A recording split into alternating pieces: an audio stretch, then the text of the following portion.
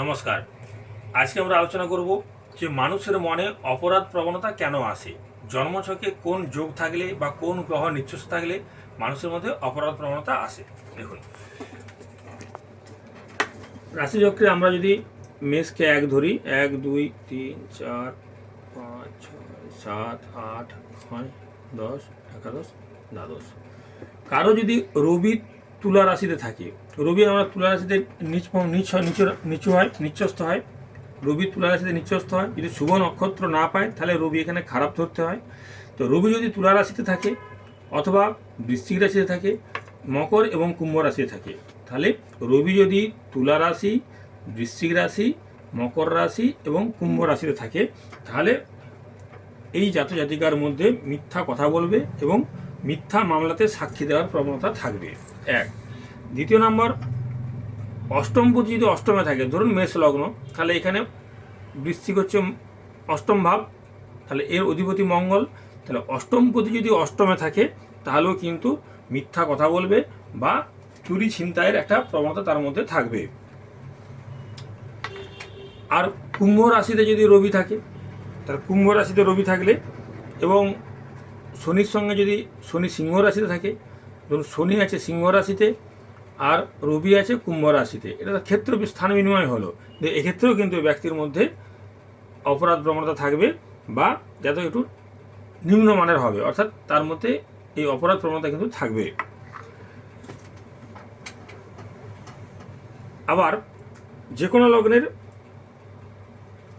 ষষ্ঠপতি, অর্থাৎ এখানে ধরুন ষষ্ঠ বুধ, কন্যা রাশির অধিপতি বুধ, মেষ লগ্ন থেকে এটা হচ্ছে ষষ্ঠ ভাব, কন্যা রাশি অধিপতি বুধ, এই ষষ্ঠপতি যদি অষ্টমে বা দ্বাদশে থাকে, দেখুন মেষ লগ্নের ক্ষেত্রে কন্যা হচ্ছে ষষ্ঠ ভাব, তাহলে এখানে তাহলে যে কোনো লগ্নের ক্ষেত্রেই ষষ্ঠ ভাবের অধিপতি, অর্থাৎ এই লগ্নের ক্ষেত্রে যেমন বুধ, সে যদি অষ্টমে এবং দ্বাদশে থাকে তাহলে ওই ব্যক্তির মধ্যে অপরাধ প্রবণতা থাকবে।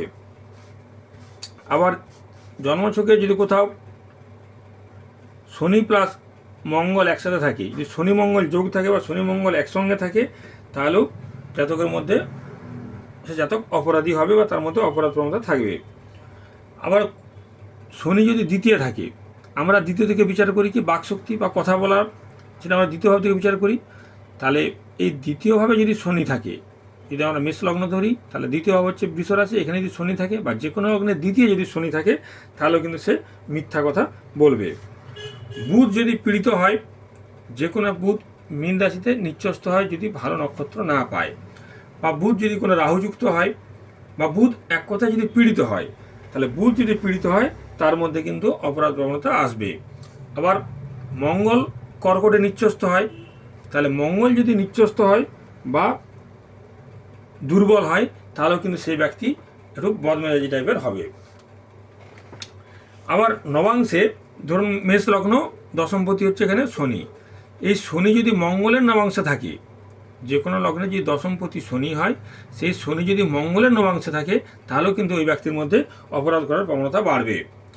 আমরা বন্ধুভাব বিচার করি চতুর্থ ভাব থেকে, চতুর্থ ভাব হচ্ছে বন্ধুদের ভাব, তাহলে চতুর্থ ভাবের দ্বাদশ ভাব হচ্ছে তৃতীয় ভাব, চতুর্থ ভাব হচ্ছে বন্ধুভাব, তার খারাপ অর্থাৎ তার ব্যয়ভাব হচ্ছে দ্বাদশ ভাব হচ্ছে তৃতীয় ভাব, 1 2 3 4 5 6 7 8 9 10 11 12, অর্থাৎ মিথুন যদি আমরা মেষ লগ্ন ধরি, তাহলে এই তৃতীয় ভাব যদি পীড়িত হয় তাহলে ওই ব্যক্তির বন্ধুবান্ধব কিন্তু কখনোই ভালো হবে না। তৃতীয় ভাব পীড়িত, যে কোনো লগ্নের তৃতীয় ভাব যদি পীড়িত হয় তাহলে তার বন্ধুবান্ধব কখনো ভালো হবে না, অর্থাৎ অসৎ বন্ধুবান্ধব হবে, তাহলে অসৎ বন্ধুবান্ধবের পাল্লায় পড়ে সে অপরাধী হবে। আবার যখন ষষ্ঠ, অষ্টম এবং দ্বাদশ ঘরে বেশিরভাগ গ্রহ, সব গ্রহ প্রায় বসে যাবে, যখন ষষ্ঠ, অষ্টম, দ্বাদশ ঘরে সমস্ত গ্রহ বসবে সেটাকে আমরা বলি এটা অশুভমালা যোগ। এই যোগটাও কিন্তু খারাপ, এই যোগে থাকলেও সেই ব্যক্তির মধ্যে নীচ মনা হবে বা শয়তান, খুনি বা একটু কুটিল টাইপের বা সমাজ বিরোধী সবগুলোই কিন্তু হবে যদি ষষ্ঠ, অষ্টম, দ্বাদশ ভাবের মধ্যে সমস্ত গ্রহ বসে। যদি মেষ লগ্ন ধরি তাহলে ষষ্ঠ, অষ্টম এবং দ্বাদশ ভাবের মধ্যে যদি সব গ্রহগুলো বসে যায় তাহলে ওই ব্যক্তি কিন্তু নিজ কর্ম করতেও পিছপা হবে না এবং শয়তান, খুনি বা সমাজ বিরোধী যে কোনো কাজের সঙ্গে সে ব্যক্তি কিন্তু যুক্ত হবে। এবং এরা প্রয়োজনে এদের মা বাবা ও ভাই বোনের সঙ্গেও সম্পর্ক খারাপ করতে কিন্তু এরা পিছপা হবে না, যদি ষষ্ঠ অষ্টম দ্বাদশে সমস্ত গ্রহগুলো থেকে যায়। এটা একটা অশুভ যোগ বা অশুভ মালা যোগ বলতে পারেন। আবার এই ষষ্ঠপতি অষ্টমপতি দ্বাদশপতি যদি শুভ গ্রহের সঙ্গে স্থান বিনিময় করে বা শুভ ভাবের সঙ্গে স্থান বিনিময় করে, ধরুন ষষ্ঠপতি পঞ্চমে, পঞ্চমপতি ষষ্ঠে, বা এভাবে ষষ্ঠপতি ও অষ্টমপতি দ্বাদশ ভাবপতি যদি শুভ ভাবের সঙ্গে বা শুভ গ্রহের সঙ্গে স্থান বিনিময় করে, তাহলেও কিন্তু জাতকের মধ্যে অপরাধ প্রবণতা আসবে। আর মঙ্গল যদি পীড়িত হয়, দুর্বল হয়, বা মঙ্গল যদি বক্রী হয়, দিয়ে যদি ষষ্ঠ অষ্টম দ্বাদশে থাকে, তাহলেও কিন্তু জাতক মারাত্মক গোছের অপরাধী হবে। মঙ্গল যদি পীড়িত হয় বা দুর্বল হয়, বা ষষ্ঠ অষ্টম দ্বাদশে যদি মঙ্গল বক্রী হয়, এই ষষ্ঠ ভাব, অষ্টম ভাব বা দ্বাদশ ভাবে যদি মঙ্গল বক্রী হয় এবং মঙ্গল যদি পীড়িত বা দুর্বল হয়, তাহলে ওই ব্যক্তির মধ্যে মারাত্মক ধরনের অপরাধ প্রবণতা জন্মাবে। আবার চন্দ্র যদি রাহুযুক্ত হয়ে পঞ্চম অষ্টম দ্বাদশে থাকে, চন্দ্র যদি রাহুযুক্ত হয়ে পঞ্চম অষ্টম এবং দ্বাদশে থাকে, তাহলেও এরা কিন্তু অপরাধ করার কথা ভাববে। চন্দ্র রাহু যদি পঞ্চম অষ্টম দ্বাদশে থাকে, অর্থাৎ এই পঞ্চম ভাব, অষ্টম ভাব, দ্বাদশ ভাবে যদি চন্দ্র রাহু যুক্ত থাকে, তাহলে ওই ব্যক্তির মধ্যে অপরাধ করার প্রবণতা আসবে বা ভাববে। আবার চন্দ্র যদি মকর বা কুম্ভ রাশিতে থাকে, এই চন্দ্র যদি মকর বা কুম্ভ রাশিতে থাকে এবং দুটো পাপগ্রহ যদি তারা পীড়িত হয় বা দুটো পাপগ্রহ যদি মাঝখানে থাকে, তাহলেও কিন্তু ওই ব্যক্তির মধ্যে অপরাধ প্রবণতা জাগবে।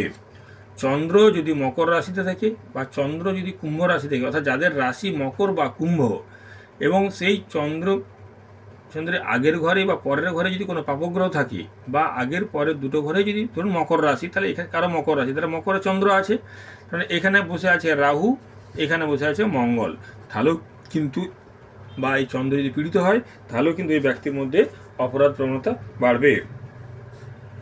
আবার রাহু যদি লগ্নে থাকে, দ্বিতীয় থাকে এবং পঞ্চম সপ্তমে থাকে, লগ্ন, দ্বিতীয়, পঞ্চম, সপ্তম এবং দ্বাদশে যদি রাহু থাকে, এবং সে যদি অশুভভাবে অবস্থান করে, লগ্নে, দ্বিতীয়, পঞ্চমে, সপ্তমে, দ্বাদশে যদি রাহু নিচ্ছস থাকে বা দুর্বল হয়ে থাকে, তাহলেও ব্যক্তির মধ্যে কিন্তু অপরাধ প্রবণতা বাড়বে। আবার একটা আছে যে রাহু প্লাস রবি আর চন্দ্র প্লাস মঙ্গল, রাহু প্লাস রবি এবং রাহু প্লাস চন্দ্র,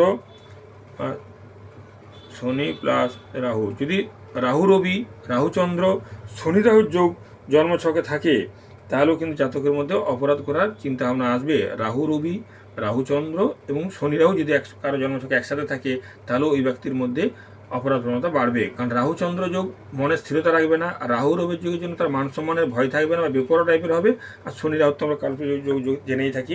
তাহলে এই তিনটে যোগ যদি কারো জন্মছকে থাকে, বা তিনটের একটা যোগ যদি কারো জন্মছকে থাকে, তার মধ্যে কিন্তু অপরাধ প্রবণতা আসবে। আর বিশেষ করে যদি এই রবি রাহু, আর বিশেষ করে রবি প্লাস রাহু, মঙ্গল, আর হচ্ছে রাহু আর শনি রাহু,